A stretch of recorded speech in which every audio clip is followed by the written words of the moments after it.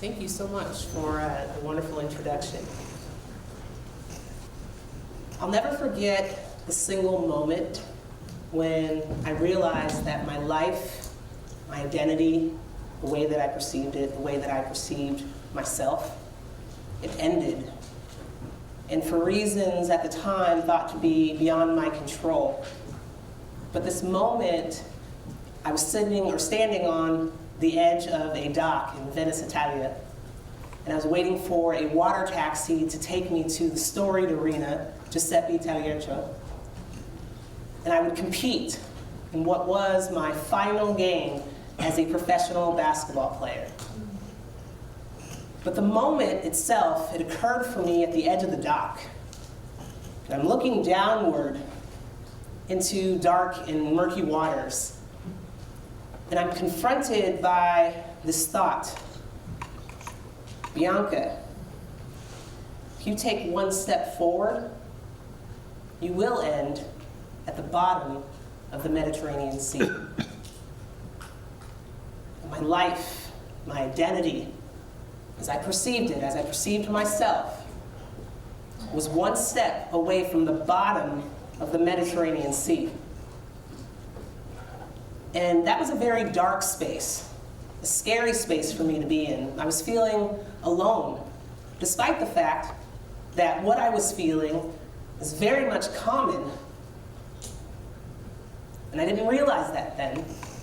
But so much common, or so very much common, and it resonates, it's relatable.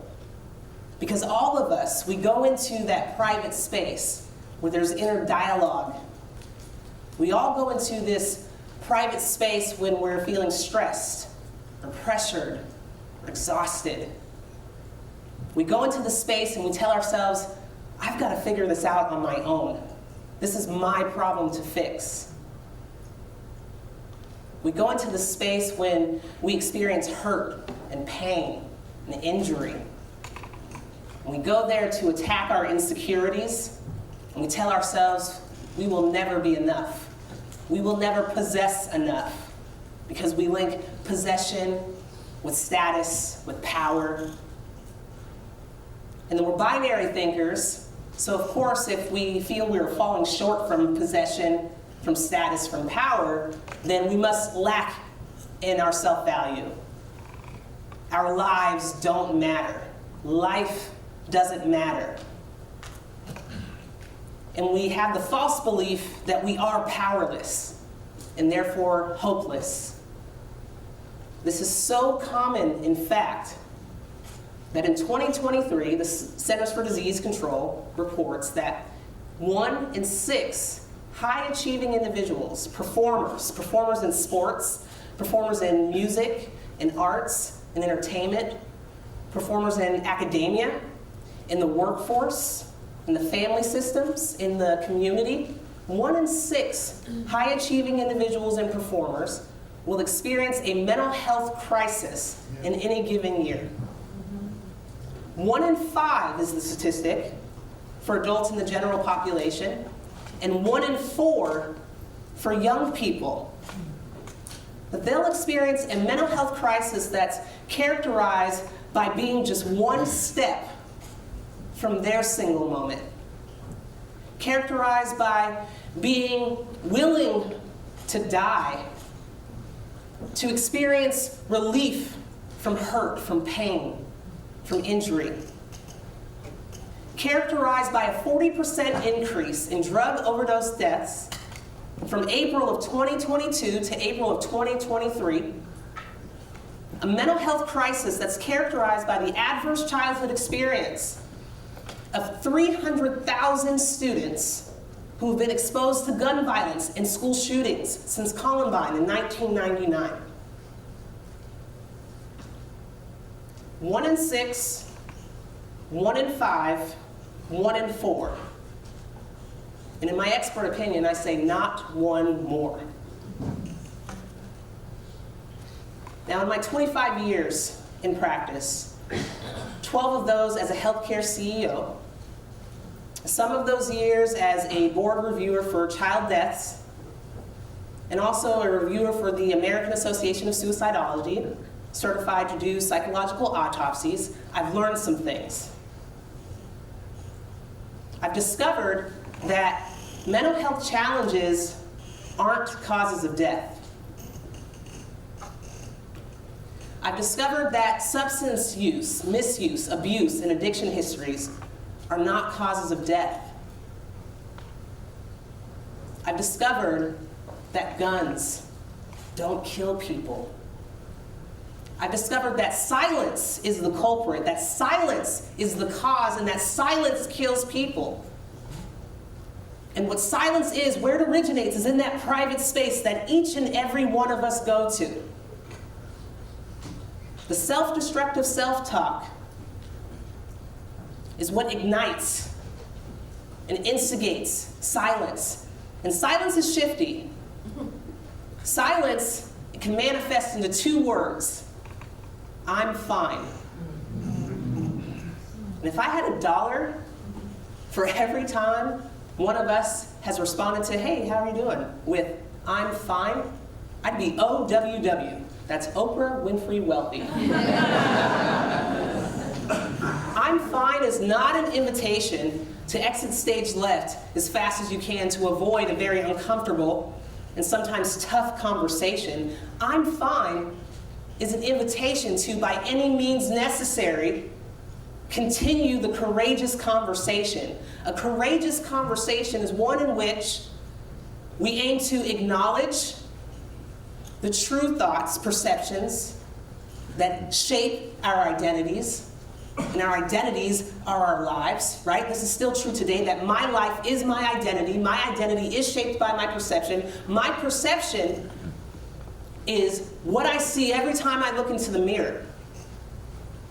And that inner dialogue, it defines for me who I am and what I am in relationship to the world.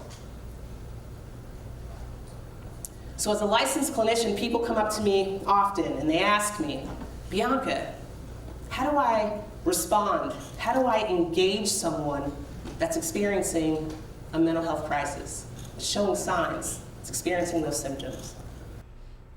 And what I tell them is, champs are going to champs talk. And champs talk, what it is, it's breaking the silence. It's a method to break the silence. We have to meet people where they are, and in these conversations, meet them with compassion. C for compassion. We have to meet them with humility, and humility is this concept that we think we have, but we don't. Humility requires us setting aside our own agenda. And again, the objective is to acknowledge the perceptions. It's to become aware of where we are on the continuum of mental health. Mental fitness is a trending term where everybody says, yes, mental fitness, this is the place to go for mental fitness. The language is great. It's aligned with my sports background. But if you go to each of these agents for mental fitness and you ask them, well, what is mental fitness? Very few, far and few between, will you get an actual formula or definition of what mental fitness is. And I'm here to share with you that mental fitness is a commitment to establishing a regimen, right? We can wrap our minds around the sense that in order to be physically fit, we have to have daily activities. We have to engage in a daily activity or regimen that supports our physical health and fitness, nutrition, exercise. It's the same for our mental health. And mental fitness is what do we engage in on a daily basis that's supporting our mental health. It's not what do we engage in when we're at a point of crisis, because how many of us recognize when we are in crisis? Most of us don't recognize we're in crisis until it's become unmanageable, because we've been in that private space saying, I've got to figure this out on my own. This is my problem to fix. Mental fitness is becoming aware of where we are in each of the stages of the mental health continuum. We all go into this private space, no matter where we are on the continuum, whether we're performing well and in wellness. Whether we are performing well enough, but we're coping with something. Whether we're maybe challenged with something on the mental health continuum. And from challenge, maybe we're struggling. Maybe we're unwell. In latter stage, maybe we're suffering. Mental fitness is being able to identify where we are in any given moment.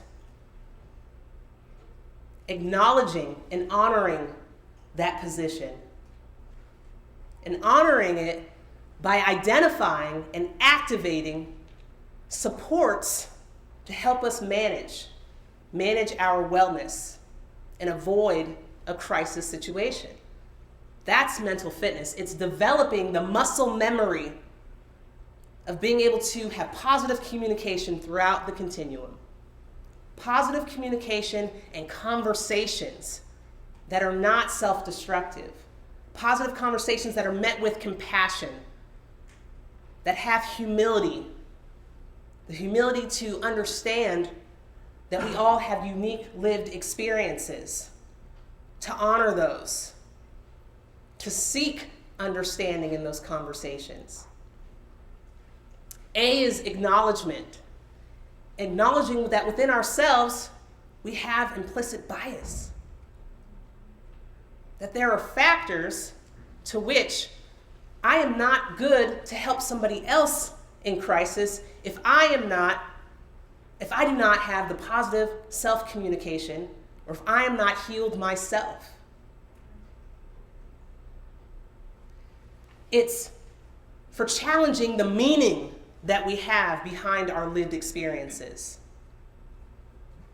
The meaning from which what was told to us versus the story that we tell ourselves.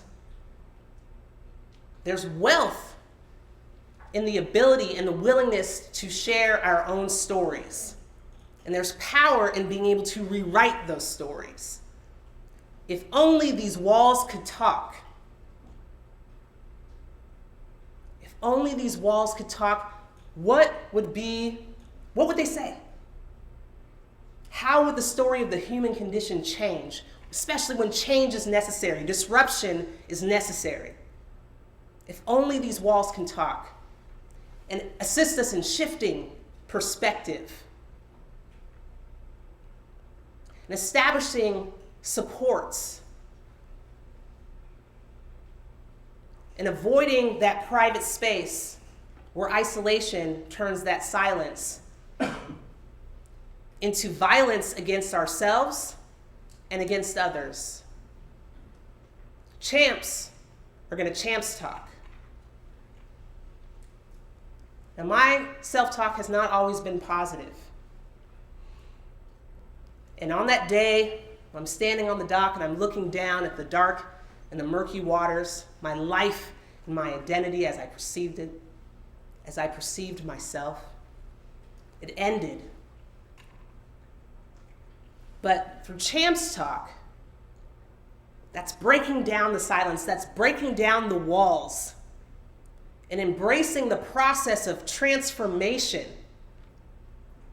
that an end to one life and one identity is an opportunity for transformation into a champion of ourselves. Thank you.